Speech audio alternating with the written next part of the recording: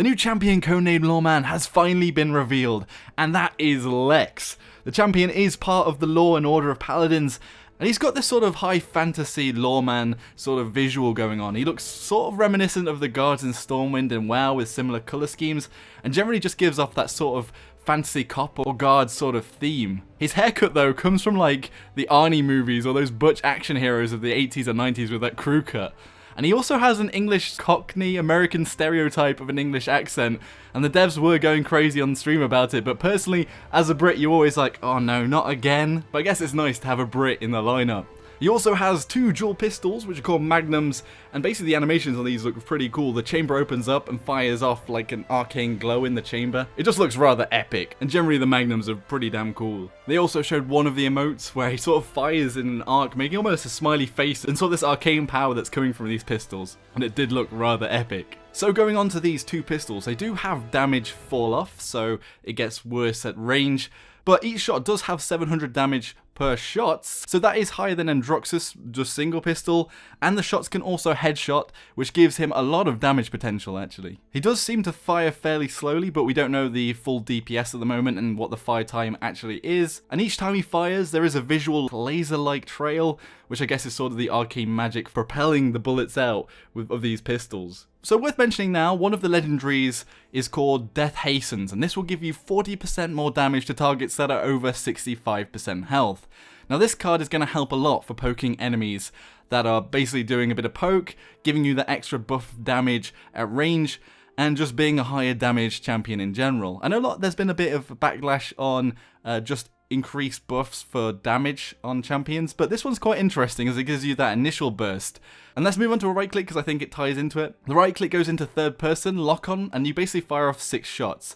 I can't remember how much in total they do, but it's about 1000 confirmed damage over those 6 shots. So it's not actually huge because you've got to think your single shot on your normal pistols is 700 damage, but these 6 shots lock onto the closest person to you, and basically anyone in front of you that's closest to you, it will lock onto and fire at. So again, it does have lower DPS than your normal pistols, which is good for me because I was worried that this was going to be a lock-on champion with no skill, but this is actually quite a tactical ability to use. So you don't really click and win, but what it is good against is an enemy target that's quite low, and you need to make sure you're going to get that kill, and they're right in front of you, they're trying to get away, maybe using their movement ability, it can lock onto them whilst they're dodging. Also, it's great against those squishier flankers that are just generally ridiculous movers, like Androxus, like Eevee, like, well, just generally any of the flankers really coming in. And then onto the other ability, the F, is combat slide, and basically just slide along the floor, and you go into this sort of epic, sort of FPS shooter mode, and you can fire whilst doing this. It does seem that you can only probably get 1 or so shots off whilst you're actually doing it, but it's only on a 3-second cooldown, so you can spaff it or basically spam it and use it all the time. This is going to be where he sort of shines, and he has the role as a flanker. Sorry, I didn't mention that. He is a flanker, as he is very mobile on the horizontal plane. The thing with this combat side though, unlike a lot of the other flankers, they have vertical movement as well as horizontal movement, whereas this champion only has horizontal movement. What I mean by that is he can only go forwards along one plane. He's a bit like Cassie with the roll, I guess, that's the closest thing to it. But all the other flankers can go up into the air, flank from behind, get onto the top of different terrain, so it'll be interesting how he fits in as a flanker, because he seems almost much more like a damage dealer, sort of slash flanker, I would say, sort of in both categories. And like with Skye, not having that vertical movement does damage her a bit as a flanker to get in and out, and to get behind enemies successfully. But generally, I'm pretty hyped about this ability because it's just ridiculous, just sliding around everywhere, and trying to get these trick shots off whilst you're sliding is going to be a lot of fun, and why I'm really looking forward to Lex as the next champion. The next one is Q, and this is a mark that we're also worried a little bit about because it's like a mark, it's like locking onto people. But what this actually does is it just gives vision through walls when you're close enough to them. I'm not sure exactly on the range. There were stuff that I talked about before on the leaks of Lawman, so maybe those will go forward to live. But basically, every 30 seconds you can roll another champion. At the start of the game, you'll have one judgment straight away, and that'll be a random champion as well. But basically, this champion, whenever they get kills and whenever they're on a kill streak,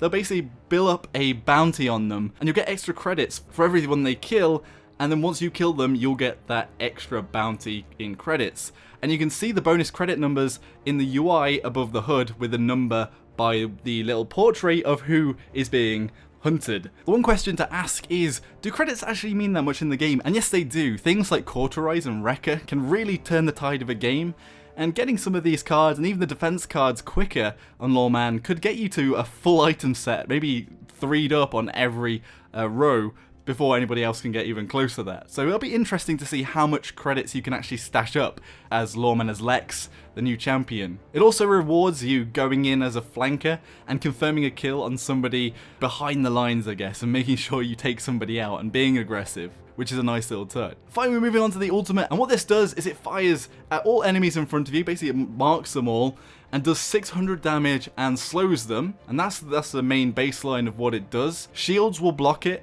and also walls and cover will block it, which we were worried about that it might go through walls and stuff. But the big thing about it is champions that are under 40% health will be instantly melted and insta-gibbed. So say if even a frontliner is on, say, 1,000 health of their total 5,000 health, they're going to just instantly die from this, even though the 600 damage wouldn't kill them. They also said personal shields won't be taken into account with this, so Torvald will be based on his base HP, so if he's low, and even if he has loads of shield, he'll be instantly killed. But that initial 600 damage will be affected, but it will go for the personal shield first, so say a Torvald will take that 600 damage first on their personal shield. I don't know how useful this ultimate will be. It will be sort of catching the enemy team with their pants down, because they can get behind cover, they can hide behind shields to block it, but that 40% killing a tank is pretty much just an insta-gib for a frontliner or somebody that's got a big health ball, and you can see them low and you know that you can take them out pretty much instantly, whereas with heals and stuff it could keep them up from longer. And I think that's going to be the big part of his ultimate and how he fits into the meta, just taking down those big targets.